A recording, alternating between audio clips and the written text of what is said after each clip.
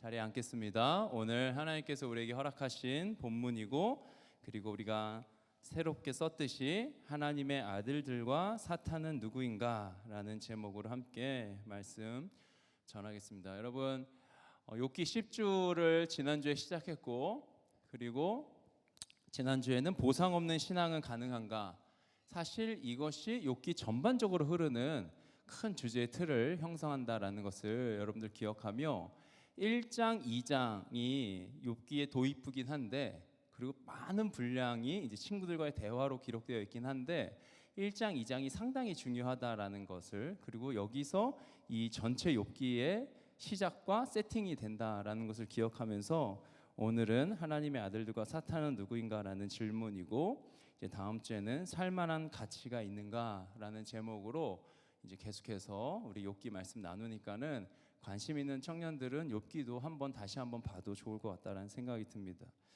여러분, 이 두 선수가 누군지 아나요? 예. 헤노테스 아나요? 헤노테스 두 명 왔나? 이강인과 손흥민인데, 우리 지난 아시안컵에서 두 선수의 불화가 아주 우리나라의 큰 이슈, 우리나라뿐만 아니라 해외에서도 이슈가 됐는데, 아마 아시안컵이라는 그 축구 대회는 보지 않았어도 이 두 선수에 대한 기사나 영상은 이렇게 좀 보지 않았을까, 그리고 이야기를 듣지 않았을까라는 생각이 드는데, 대표팀 내에서 나이가 어린 선수가 나이가 많은 주장에게 대들었고, 그로 인해서 이제 마찰이 있었다. 이제 그냥 짤막한 그런 내용이었는데, 그러면 안 되지만 그럴 수도 있는 사건이지 않나라는 생각을 했어요. 그러니까 같이 오랜 시간을 해외에서 그 대회를 위해서 공동으로 생각하다 보면 뭐 감정이 상할 수도 있고, 또 그리고 우리도 이제 욥기를 읽으면서 나중에 엘리후라는 이제 인물을 만나게 되는데, 그가 자기 주장이 아주 강하고 어르신들이라고 표현하면서 그 어르신들에게 아주 자신이 할 말을 당당하게 아주 조목조목 다 하는 인물이 이제 엘리후라는 인물이 나오는데, 그러니까 모든 MG가 그런 건 아니지만 욥기 시대의 MG의 모습을 이제 우리가 엘리후를 통해서 볼 텐데, 이렇게 새로운 세대를 대표하는 그 이강인 선수가 선배에게 뭐 그럴 수 있다.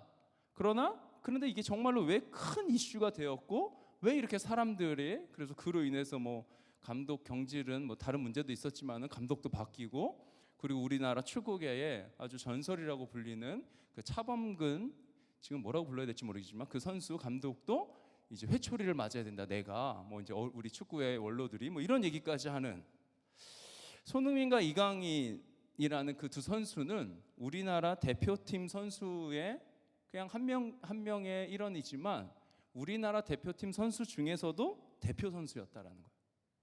그러니까 이들을 향한 기대를 아주 크게 가지고 있었기 때문에 한국 축구 팬들은 흔들리지 않는 이 두 선수에 대한 믿음이 있었다라는 거예요. 이강인 선수가 어시스트를 하면 손흥민이 골을 넣을 것이다 라는 그 기대를 잔뜩 갖고 그 아시안컵 우승하겠다 싶었는데, 그렇게 해줄 수 있는 그런 클래스를 가진 선수들이었는데 그 둘이 싸웠다 하니, 그리고 나서 그 다음 경기에 뭐 문제가 막 드러났다고 하니 이제 막 그 이슈가 많이 되지 않았나라는 생각을 했어요. 우리가 지난주부터 살펴본 욥인데 바로 하나님에게 그런 인물이었다라는 거예요. 욥을 향한 흔들리지 않는 믿음을 갖고 계신, 그렇기 때문에 사탄의 요구에 주님이 응하시는 거예요. 욥은 까닭없이 나를 섬기는 자다, 보상 없는 신앙이 가능한 자가 욥이다. 하나님이 그렇게 인정하는 거예요. 그가 소유한 모든 것을 다 없애봐라, 그러나 그의 생명은 건드리면 안 된다. 그의 몸을 쳐봐라, 그래도 그는 나를 믿을 것이다. 이게 하나님이 욥을 향한 마음이다라는 거예요. 욥을 향한 신뢰, 흔들리지 않는 신뢰. 그리고 욥은 그 하나님의 신뢰를 저버리지 않아. 자, 그래서 1장 22절에 이런 말씀. 이렇게 욥은 이 모든 어려움을 당하고서도 죄를 짓지 않았으며 어리석게 하나님을 원망하지도 않았다. 자, 2장 10절의 하반절 우리 같이 읽어볼까요? 준비 시작. 이렇게 하여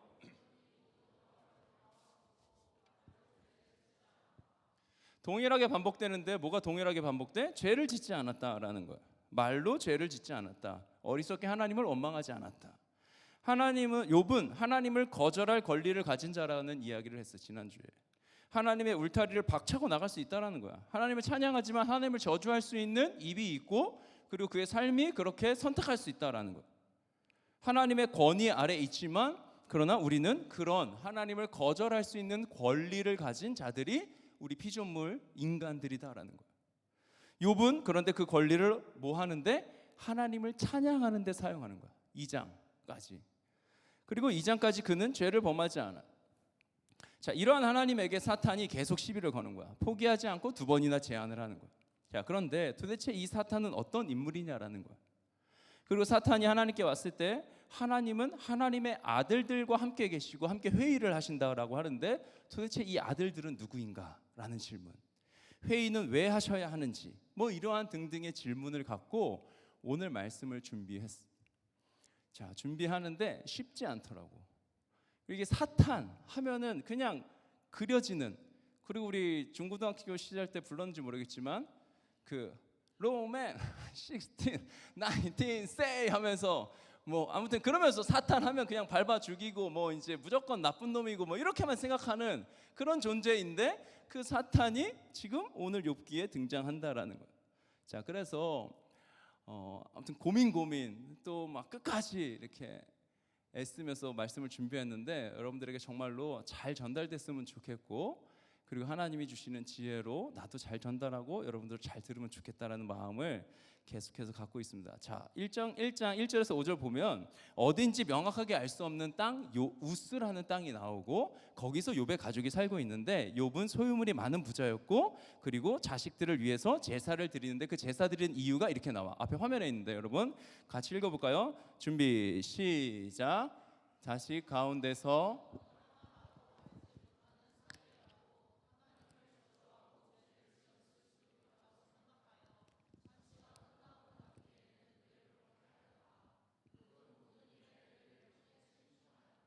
아멘.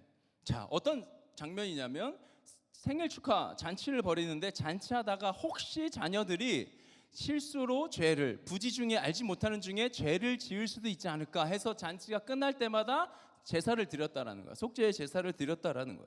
그러니까 이렇게 욥은 그의 가정은 이 땅에서 누릴 수 있는 부와 명예를 갖고 평안하게 그러나 하나님 앞에서 정말 조심스럽게 살아가는 그런 욥 가정의 이야기가 이제 1장에 짤막하게 나오고 그러다가 갑자기 장소가 변화되는데 어디로 변화된다? 지상에서 천상으로 변화되는 거야. 시선이 옮겨지는 거야. 이 천상에서 회의가 일어나는데 이 회의에 하나님의 아들들과 사탄이 등장하는. 자, 이들은 분명 천상의 회의를 출입하는 그러한 천상적인 존재, 우리와는 다른 그런 존재들이다라는 거예요. 그렇기 때문에 아들이라는 말 때문에 우리가 이 하나님의 아들들이 있다라고 하니 이 하나님이 자식을 낳은 거 아니냐 이렇게 생각하게 할 수 있는 그런 본문인데 그렇지 않다는 거야. 자, 히브리어에서 사용되는 아들이라는 말은 우리가 내 아들, 우리 아들, 뭐 나는 아빠의 아들입니다 이렇게 사용하는 그 아들이라는 의미를 가진 것 외에 집단의 소속을 밝히는, 나는 어느 집단에 소속된 사람입니다를 밝히는 뜻으로도 사용되었다라는 거야. 아들이라는 말이. 자, 어디서 그걸 볼 수 있냐면 열왕기상 20장 35절인데 예언자의 무리 가운데서 어떤 예언자가 주님의 명령을 받고서 동료에게 자기를 때리라고 말하였으나 그 동료가 때리기를 거절하니 라는 이제 본문이 있는데 이 본문에 예언자의 무리 가운데서 앞에 3하고 이렇게 가로가 쳐져 있는데 이것을 클릭하면은 이렇게 나오는 거야. 자, 한 예언자가 아합을 규탄하다라는 소제목 밑에 35절 3을 클릭하면 이렇게 나오는 거야. 뭐라고? 히브리 히라고 되어 있고 예언자들의 아들들 가운데서라고 되어 있는 거야. 그러니까 예언자들의 아들들 가운데서, 히브리어를 그대로 번역하면 예언자의 아들들 가운데서라고 번역할 수 있는 것을 예언자의 무리 가운데서로도 번역할 수 있다라는 거야. 자, 역대상 9장 30절에도 제사장들이 낳은 아들들이 아니라 제사장의 집단에 속한 사람들, 제사장 가문의 사람들을 언급할 때 이 아들이라는 단어가 아들과 같은 뜻이 사용된다라는 거예요. 자, 그렇기 때문에 하나님의 아들들 할 때 먼저 1차적으로 하나님이 낳은 사내 아이를 뜻하는 것은 아니다라는 그 첫 번째 이해를 갖고, 따라서 욥기를 읽으면서 1장 6절에 나왔고 2장 1절에도 나오고 그다음에 나중에 38장 7절에도 나와. 그리고 시편 29편 1절에도 나오는 하나님의 아들들이라는 이 표현, 천상의 회의에 참여할 수 있는 초자연적인 존재, 그러한 존재들을 일컫는 것으로 보면 되고, 그냥 그래서 일반적인 견해로 그냥 단순하게 천군 천사 뭐 이렇게 볼 수도 있다라는 거야. 자, 그런데 그러면 천군 천사라는 표현을 사용했으면 되는데 왜 하나님의 아들들이라는 표현을 사용했냐라는 거야.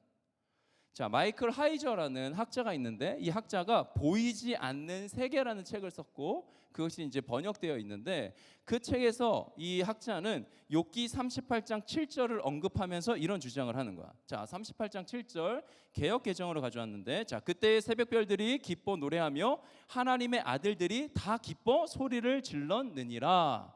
아멘. 이렇게 기록되어 있는 거야. 38장 7절에.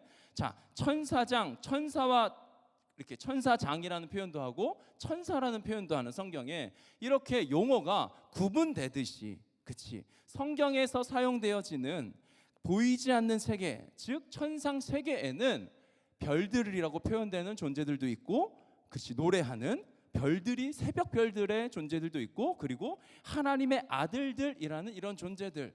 그러니까 우리가 다 이해할 수는 없지만 이러한 본문들을 통해서 천사장, 천사 이런 걸 통해서 천상 세계의 위계 질서가 존재한다라는 것을 우리가 알 수 있다라는 거예요. 자, 즉 하나님의 아들들이란 이런 표현은 고위직, 쉽게 얘기하면 상위의 통치권을 가진 그러한 신적인 존재들을 뜻하는 단어가 하나님의 아들들이라는 거예요. 자, 천사, 이 천사는 때로는 사자로도 번역되는데 이렇게 번역되는 존재도 중요한 자리에 있는 것이 맞지만 하나님의 아들들보다 하위에 속한 메신저의 직무를 뜻하는 용어로 이제 천사는 해석하는 거고, 사자들은, 하나님의 아들들은 그보다 더 높은 위치에 있는 존재였다라는 거예요. 자, 그렇게 하나님의 아들들이라 번역된 이 존재들은 인간이 아니라 신적인 존재이고, 그리고 인간이 창조되기 전에 창조를 목격한 존재, 인간이 창조되기 전에 그 하나님의 창조를 목격한 존재고, 하나님의 권세 아래에 있는 신적인 존재들이 바로 이 하나님의 아들들이다라는 거예요. 여러분, 그림이 그려지나요? 그렇죠. 천상에서 회의가 일어나고 여러 무리가 있고 하나님, 그 무리가 하나님을 모시고 있는 그러한 장면이 욥기 1장에 세팅된 천상 회의의 장면이다라는 거예요. 자, 열왕기상 22장 19절에서 23절에 여러분 이런 내용이 나와요. 이 본문은 어떤 내용이냐면 이스라엘에 라고 말하는 그 예언자가 있었는데 당시의 왕이었던 아합, 그러니까 아합 왕 하면은 우상숭배 1인자 중에 한 명이다라고 생각하면 되는데, 그 왕 아합은 늘 흉한 메시지, 자기에게 흉한 메시지는 뭐야? 그러니까 하나님 절 치우고 하나님 없이 내가 우상 숭배하면서 살아야 되는데 당신 그렇게 살면 안 된다라고 말하는 그러한 나에게는 흉한, 아합 왕에게는 흉한 메시지를 전하는 예언자가 미가야라는 메시지, 그 예언자가 있었다라는 거야. 자, 그래서 그가 늘 흉한 메시지를 전하니까 우상 숭배와 그런 아합의 통치 방법을 자꾸 이렇게 무시하고 그러면 안 된다라고 반기를 드니까 그 미가야의 메시지가 마음에 들지 않는 거야. 자, 그래서 그는 국가에 중대한 일이 생겨서 미가야의 말은 듣지 않는 거야. 미가야의 이야기는 듣지 않고 다른 예언자들의 이야기는 듣는 거야. 그래서 하나님께서 그 미가야의 말을 듣지 않는, 그러니까 하나님의 음성을 듣지 않는 그 아합 왕에게 이제 계속해서 이제 미가야를 통해서 말씀하시는데, 미가야가 이렇게 아합에게 말하는 거야. 자, 19절 20절인데 내가 읽을 테니까 여러분 잘 따라와 봐요. 미가야가 말을 계속하였다. 그러므로 이제는 주님의 말씀을 들으십시오. 내가 보니, 미가야가 본 거야. 환상 중에 봤는데 뭘 봤나 봤더니 내가 보니 주님께서 보좌에 앉으시고 그 좌우 옆에는 하늘의 모든 군대가 둘러서 있는데 라고 되어 있는 거야. 미가야가 본 그 환상을 아합에게 전달하는데, 내가 봤는데 하나님이 보좌에 앉아 계시고 좌우 옆에 하늘의 모든 군대가 둘러서 있다라는 거예요. 주님께서 물으시는 거, 그때 질문하시는, 주님께서 20절에 질문하시는 거, 물으십니다. 누가 아합을 꿰어내어서 그로 길르앗의 라못으로 올라가서 죽게 하겠느냐라고 질문하는 거야, 하나님이 그 함께한 자들에게. 자, 그러자 그들은 이렇게 하자 또는 저렇게 하자 하며 저마다 자기 의견을 말하는데 뭐 하고 있는 거야? 지금 천상 회의가 일어나고 있는 그 장면을 미가야가 환상 중에 봤다라는 거야. 주님의 보좌를 보고 하나님 좌우편에 하나님의 그 군대들이 있고, 그리고 누가 아합을 꿰어서 길르앗 라못으로 올라가서 전쟁에 가서 죽게 할 것이냐? 라고 질문하는 거예요. 그러자 이렇게 하자 저렇게 하자 저마다의 의견을 제시하는 거예요. 자, 그리고 나서 21절 22절에 이제 이렇게 이어지는 거예요. 뭐라고 이어지냐면 한 영이 주님 앞에 나서서 말합니다. 그치, 천상의 한 존재가 말하는 거. 주님 앞에 나서서 제가 가서 그를 깨어내겠습니다. 그러자 주님께서는 그에게 물으십니다. 그를 어떻게 깨어내겠느냐? 깨어내겠습니다. 그래, 너의 의견은 뭐냐? 주님이, 하나님이 들으시는 거예요. 22절 같이 읽어볼까요? 준비, 잘 보이나? 네, 준비 시작.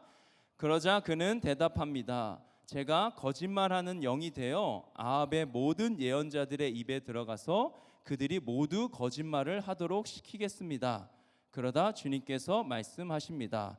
내가 그를 깨어라. 틀림없이 성공할 것이다. 가서 곧 그렇게 하여라. 아멘. 자, 의견을 제시하는데 아합이 믿고 따르는 그 아합을 따르는 그런 예언자들에게 내가 들어가서 그들이 거짓말을 하게 하겠다. 그랬더니 하나님이 좋다. 반드시 성공할 것이다. 그렇게 해라. 하나님 지금 뭐 하고 계시는 거야? 회의하는 거야. 진짜 회의하고 계시는 거야. 함께하는 자들의 의견을 물으시는 거야. 좋다 하시고 그렇게 하라고 명령하시는 거야. 하나님 홀로 계시지 않고 하늘의 무리들과 함께하고 계시는, 천상에서 여러 무리가 하나님을 모시고 있는 그러한 장면이 성경 곳곳에 기록된다라는 거예요. 자, 중요한 건 이러한 무리와 이러한 모습, 그러한 회의 가운데 누가 있다? 사탄이 함께 있다라는 거예요. 사탄이라 불리는 존재가 함께 있는 거예요. 자, 사탄도 그들과 함께 있었다. 그러니까 천상회의 장면에 하나님이 회의를 이끄시고 많은 하나님의 아들들이 존재하는데 서로 대화를 하면서 의견을 나누는데, 근데 그 자리에 누가? 사탄이 함께 있다라는 거예요. 자, 이렇게 욥기에 등장하는 사탄, 그렇죠? 욥의 정직함과 신실한 믿음에 의심을 품는 그러한 존재, 천상의 존재가 사탄이라고 불린다라는 거예요. 그리고 그는 하나님의 허락을 받아서 욥을 시험하는 임무를 수행하는 거예요. 따라서 욥기에 등장하는 사탄이 타락한 천사다, 하나님의 원수다, 그런 존재가 아니라 어떻게 보면 하나님의 부하라는 거예요. 대신 대적자라는 뜻을 가진 사탄이라 불리는, 그러니까 그런 이름이 붙은 걸 보니 어떻게 하는 거야? 이 부하는, 이 존재는 하나님의 논리와 주장에 자꾸 반대되는 의견을 내는 거지. 반대되는 의견을 내는 하나님의 아들 중에 한 명으로도 볼 수 있다라는 거예요. 자, 하나님의 아들들과 사탄이 와서 섰고라고 본문에 표현되는데, 와서 서 있다라는 거야. 자, 이 표현이 두 번 사용되는데 여기서 사용되는 섰다라는 이 단어는 의례적인 목적을 가지고 도열하는, 질서 있게 서 있는 그러한 단어를 뜻하는 거야. 그러니까 우리가 그냥 이렇게 앉았다가 일어서서 뭐 걸어가다가 잠깐 서서, 그게 아니라, 그러니까 뭐 군대 얘기 하지 말아야지. 뭐 아무튼 뭐 대통령 앞에나 뭐 사장님 앞에는 안 그럴 것 같은데, 아무튼 대통령 할 때 군대 얘기 해야 되네. 군인들이 이렇게 쫙 도열해서 이렇게 서는 것처럼 그렇게 딱 예를 갖추고 쫙 섰다라는 의미가 여기에 사용된 이 단어의 뜻이다라는 거예요. 자, 그러니까는 무엇인가를 보고하려는 목적을 갖고 서 있다라는 거예요. 자, 이런 의미를 갖고 본문을 다시 읽어보면 이렇게 오늘의 본문 1장 6절을 읽을 수 있을 것 같아요. 하루는 하나님의 아들들이 보고할 것을 가지고 주님 앞에 섰는데 사탄도 보고할 것을 가지고 와서 그들과 함께 서 있었다라고 읽을 수 있겠지. 여러분 여기까지 잘 따라오고 있나요? 네, 고마워요. 자, 이렇게 풀어볼 수 있는 거야. 자, 그렇기 때문에 7절에서 바로 주님이 사탄에게 이런 질문하는 거야. 야, 너 어디 갔다 왔어? 어디를 갔다가 오는 길이냐? 묻는 거야.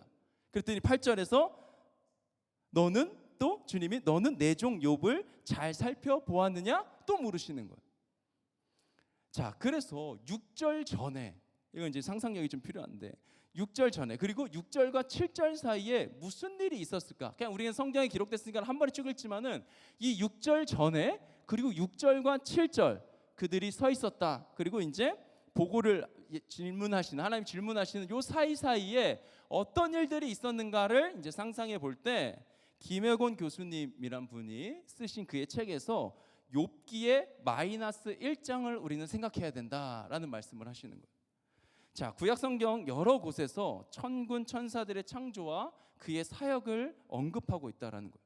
그리고 하나님의 아들들과 함께 하시는 하나님이시다라는 거 우리가 지금 이제 같이 나누면서 여기까지 왔다라는 거예요.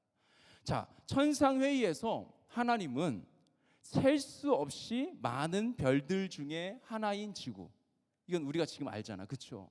이 우주가 얼마나 광활한지 뭐 이제 과학을 통해서 우리가 다 알고 있고 배우고 있는데, 이 광활한 우주 속에 한 별인 지구. 자, 이 천지 만물 우주를 창조하신 하나님을 우리가 고백하는 그 하나님께서 천군 천사들과 그의 창조에 대해서 이야기하시면서 셀 수 없이 많은 별들 중에 하나인 지구의 통치에 관해서 하나님이 지구를 어떻게 통치할 것인가에 대해서 논의하신다라는 거야. 어디서? 욥기 마이너스 1장에서. 욥기 1장 말고 그 전에 천군 천사를 거느리시고 지구 안에서 일어나는 일들에 대해서 조금 전에 우리가 살펴보면서 하나님의 의견을 나누듯이 그렇게 의견을 나누신다.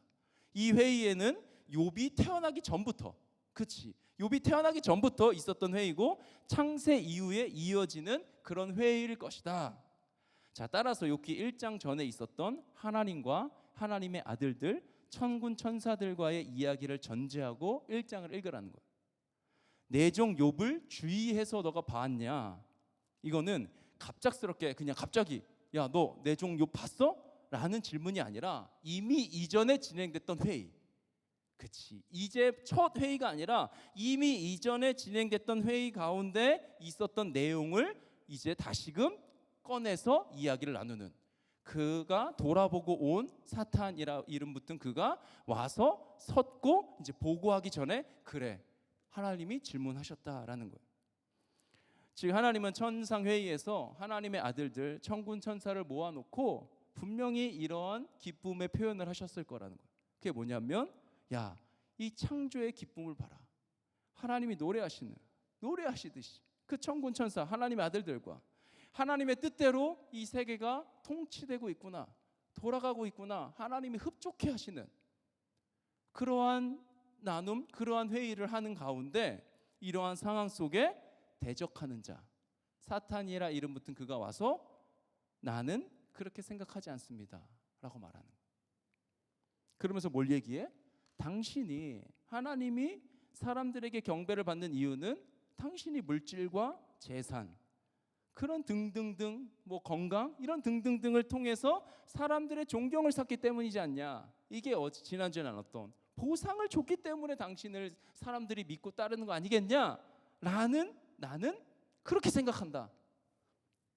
당신 자체를 알고 당신을 사랑하고 경외하는 사람, 그러니까 당신 존재 때문에 그들이 얻은 것 하나 없어도 당신을 경배하고 경외할 사람은 이 세상에 없을 것이다.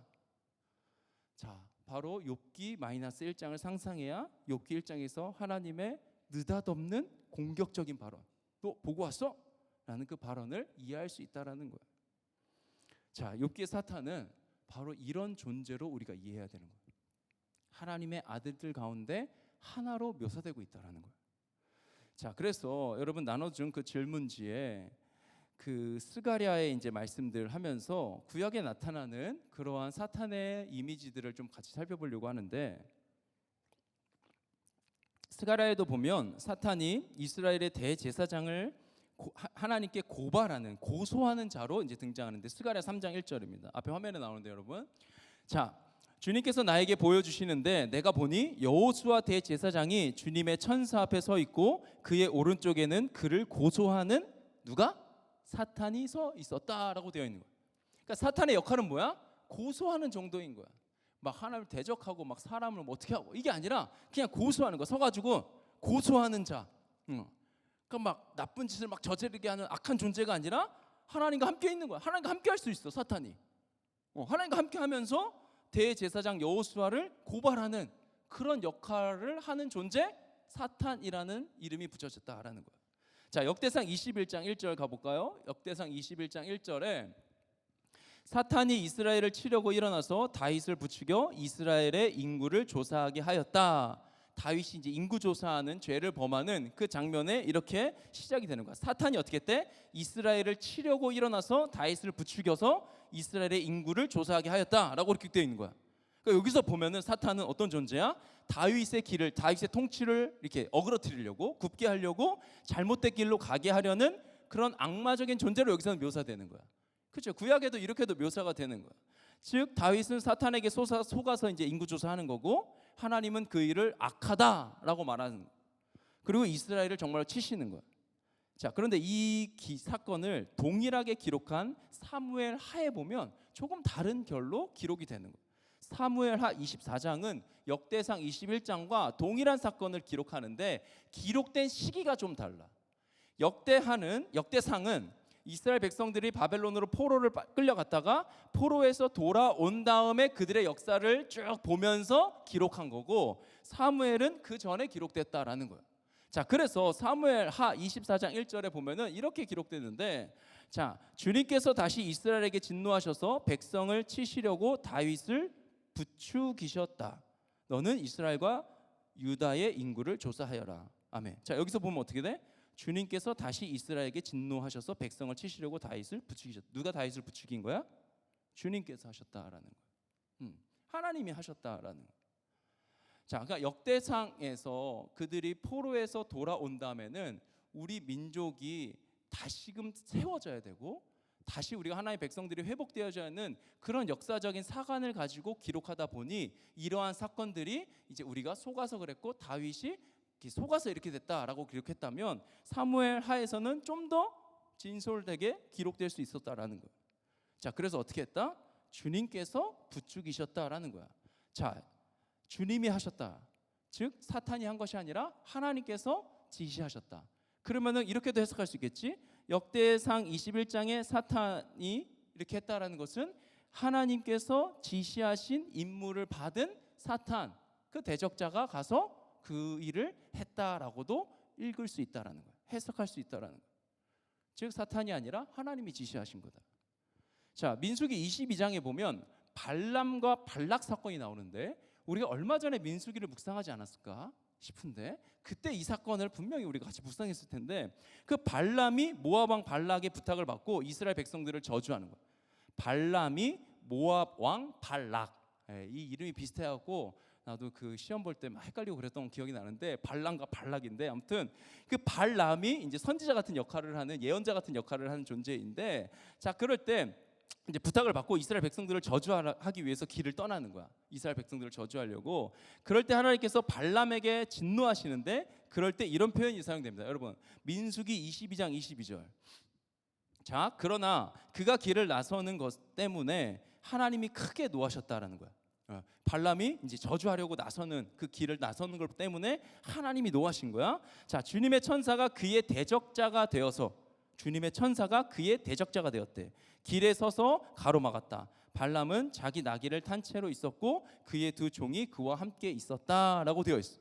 자, 여기서 주님의 천사가 그의 대적자가 되었다라고 되어 있잖아. 이 대적자, 원어로 보면 사탄이다라는 거야. 반대자, 저지하는 자의 의미를 가지고 있는 단어가 사용된다라는 거예요. 그러니까 주의 천사가 발람에게 사탄이 되었다라고 기록하는 거예요. 그러니까 타락한 천사로서의 사탄이 아니라 하나님의 종, 하나님의 심부름꾼으로서의 사탄이 있다라는 거예요.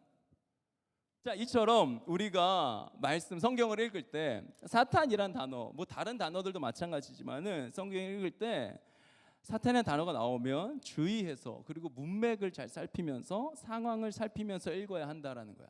한 절 딱 가져와서 이렇구나라고 하면 안 되고, 구약성경에서 사탄은 이렇게 다양한 자리에서 다양한 의미와 모습을 가지고 등장하고 이러한 뜻을 갖고 이러한 역할을 하는 존재다라는 것을 기억하면 좋을 것 같아요. 그리고 욥기를 읽을 때 반드시 필요하기 때문에. 자, 그러면 이제 신약은 어떠냐라는 거예요. 신약. 여러분, 신약에도 사탄이라는 이 단어가 30회 이상 나오는데, 내가 이렇게 쳐봤을 때 한 34회 정도였던 것 같은데, 근데 사탄으로 딱 말고도 다른 존재의 모습으로도 특히 요한계시록 이런 데는 많이 등장하니까 더 많긴 할 텐데, 근데 그냥 그 단어 그대로 사용되어진 그걸 보면은 문자적인 의미는 구약 성경과 같이 대적자라는 이런 뜻을 가지고 있는 단어로 쓰이는 거예요. 그러니까 그러니까 초자연적인 악마적인 존재를 뜻한다라는 거예요. 그러니까 다양한 자리에서 다양하게 사용되는데 그때마다 다양한 뜻과 단어로 이 사탄이 이제 표현되는데, 자, 시험하는 자, 악한 자, 참수하는 자, 원수, 대적, 귀신의 두목, 이 세상 임금, 공중의 권세 잡은 자 등 이러한 내용들과 동격으로 나오는 단어가 이제 사탄인데, 자, 이러한 사탄이 어떤 일을 했었냐면, 여러분 가룟 유다 알죠? 예수님을 팔아 넘길 생각을 가진 그 가룟 유다에게 들어가서 예수님 팔아먹어라는 생각을 넣어줄 때 사탄이 그랬고, 베드로가 예수님을 부인하게 했고, 그 다음에 아나니아, 이제 사도행전에 보면 나오는 아나니아가 성령을 속이고 땅 값에 얼마를 이제 빼돌렸는데 그때 사탄에게 홀려서 그렇게 됐다. 그리고 사람이 절제하지 못하는 틈을 타서 유혹하는 것도 사탄이다라는 거예요. 말씀을 듣기는 하지만 말씀이 결실하지 못하도록 막는 것, 말씀을 빼앗아 가는 것도 사탄의 역할이다라는 거야. 그러니까 사탄, 정의, 1, 모, 2, 모, 3, 모 이렇게 성경에 기록되어 있지 않으니까, 그리고 이게 우리가 눈에 보이는 존재가 아니라 영적인 존재니까 이 사탄에 대해서 우리가 명확하게 알 수는 없는데 이러한 때에 이러한 역할들을 했다라는 거예요. 상당히 악하고 반역적인 존재, 신약에는. 그리고 사람을 끌어내리는 아주 무서운 존재로 이제 묘사되는 그러한 인물이, 그러한 존재가 사탄이다라는 거예요. 여러분 신약에 등장하는 내용까지 다 살피다가는 다 잘 테니까, 그렇죠? 집에도 못 가고. 그리고 나 역시도 이 연구와 지혜와 경험이 정말 더 필요함을 아주 준비하면서 계속 느끼고 있는데, 그걸 인정하는 거예요. 근데 자, 우리가 기억해야 하는 것은 뭐야? 신약에서는 하나님과 우리와의 관계를 깨는 존재, 그렇죠? 우리가 하나님이 아닌 다른 것을 섬기게 하는 존재라는 것, 그러한 존재가 사탄이라는 영적인 존재가 있는 거고, 그리고 그 존재는 오늘을 살아가는 이 시대에도 존재한다라는 거예요. 자, 우리가 사탄을, 그리고 그 사탄의 일꾼이라 할 수 있는 귀신, 이것도 이제 그 계급적으로 사탄은 우두머리고, 그리고 그의 일꾼들인 귀신들이 있는 건데, 자, 귀신을 초청하면, 오늘을 살아갈 때 그런 존재가 있기 때문에 그 귀신을 초청하면, 그래서 그와 함께 살기로 내 마음의 중심을 그 귀신에게 내어주면, 사탄에게 내어주면 그는 우리 안에서 활동할 수 있다라는 거예요. 자, 그래서 죄의 자리에 가지 않고, 그렇죠? 음란의 자리에 가지 않고 사탄이 좋아하는 자리에 가지 않는 것이 중요하다라는 거예요. 그러니까 내 중심을 놓칠 수 있는 자리, 내 이성을 빼앗아가는 상태로 나를 방치하면 안 된다라는 거예요. 여러분, 내 중심을 빼앗을 수 있는 상태가 어떤 상태인 것 같아요? 내가 이성적으로 분별하고 담대하게 대적할 수 없는 그 상태가 어떤 상태일까? 그 상태 중에 하나가 술 취함의 상태인 거예요. 술에 내 정신이 완전히 뺏겨버리잖아. 마약의 상태인 거예요. 그렇죠? 그리고 뭐 게임 등 이런 것들에 중독된 상태가 그렇다라는 거예요. 그러니까 중독되면 어떻게 돼? 거기에 끌려가거든. 내가 그거를 컨트롤할 수 없고 거기에 내가 끌려가는 거야. 그럼 나란 존재는 사라지는 거거든. 그렇기 때문에 그런 것을 하지 말라는 거예요. 거기까지 가지 말라는 거예요. 우리는, 성도는 철저히 하나님 중심으로 살아가야 되는 존재들이거든. 우리는 철저히 어떻게? 내 마음의 중심이 하나님으로 살아가는 존재가 이제 성도들인 거예요. 그리스도인, 다른 존재, 교회 다니는 사람이 그리스도인이 아니라 예수님을 내 삶의 중심으로 믿고 살아가는 존재들이 그리스도인이고, 우리는 그러한 존재들이다라는 거야. 자, 그래서 예수님이 우리의 삶의 주인이심을 놓치면 안 되고, 성령 충만하다. 이건 뭐야? 내 안에 계신 성령님의 이끄심에 의해서 살아가는 존재, 그게 이제 성령 충만한 존재고, 우리는 그런 존재로 살아가야 된다라는 거야. 그런데 우리의 삶을, 내 정신을 잃어버리는 그러한 곳에 줘버리면 오늘을 살아가는 우리 이 시대에도 그러한 영적인 존재들이 우리를 뺏어갈 수 있다라는 거예요. 그게 이제 신약에서 우리가 알 수 있는 그런 존재의 그런 힘과 능력이 있다라는 거예요. 가룟 유다의 속에 생각을 넣어줄 수 있거든요. 자, 중요한 건 다시 이제 욥기로 다시 돌아가서 그 욥기의 천상회의로 돌아가는 거예요. 천상회의에 하나님과 하나님의 아들들, 사탄이 함께 한다는 것. 이것은 뭐야? 이들이 다 하나님의 통치 아래에 있다라는 것을 뜻한다라는 거예요. 이러한 통치 아래에 있는 존재가 하나님께 도전하고, 그렇지, 하나님은 이 도전을 야, 너 악하다, 썩 물러가라 하지 않으시고 그렇게 평가하지 않으신다라는 거예요. 사탄은 인간의 결함 그리고 문제를 발견해서 그것을 고자질하면서 대적하는 그 기능을 수행하는 존재다라는 거예요. 우리의 결함을 발견하고 우리의 그 악함을 발견해서 그것을 계속 고자질하는 거예요. 이 존재가 이렇다라고.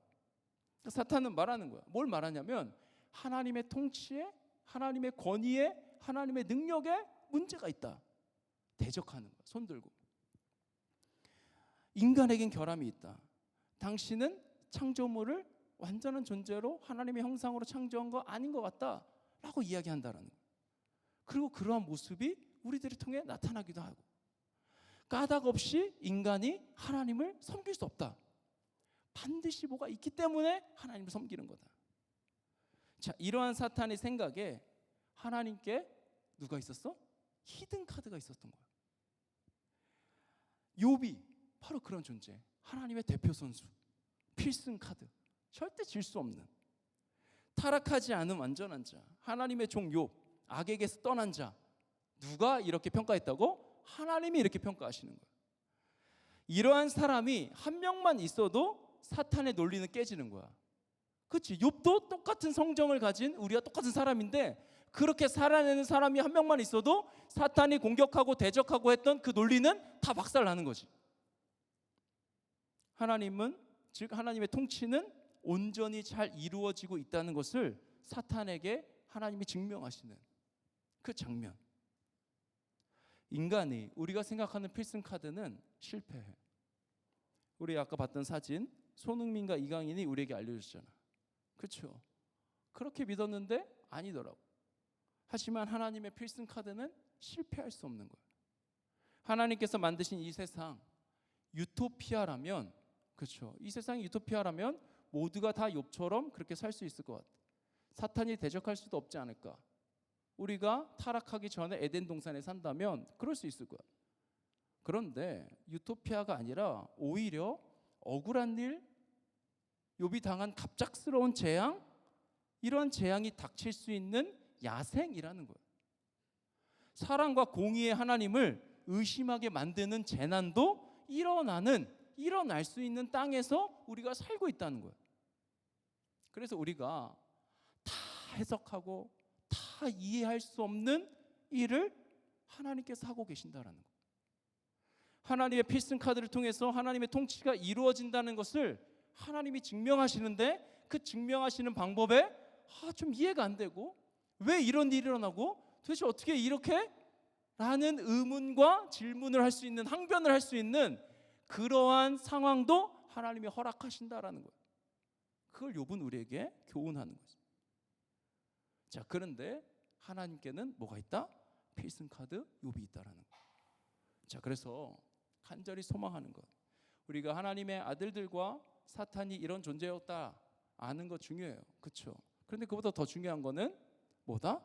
이렇게 하나님께서 증명하신 이 자리에 우리가 바로 그 필승 카드가 되기를 기도하자라는 거예요. 하나님의 아들들과 사탄이 하나님의 통치 아래 있듯이 우리 역시 하나님의 통치 아래 있는 존재들이다라는 거예요. 대적자 사탄은 계속해서 우리를 대적할 거야. 너의 권리를 가지고 하나님의 통치를 박차고 나가라. 하나님의 통치와 하나님의 그 완전하심이 잘못되고 흠이 있고 문제가 있다는 것을 너가 보여내라 라고 계속해서 우리를 유혹하고 우리를 끌어당길 거야. 예배자의 자리에 있고 그리고 뭐 그리스도인으로 살아가고 뭐 다 좋다 이거야. 그러나 결정적인 순간에, 결정적인 자리에서는 그리스도인인 거 꼬리표 떼버리고 숨겨버리고 그리고 그냥 그렇게 살아라. 그럼 하나님의 필승 카드는 될 수 없다라는 거예요.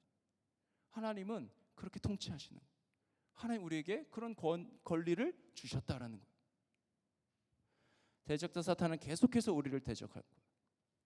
계속해서 하나님의 통치를 박차고 나가라고, 주님 아니라고 이야기할 거예요.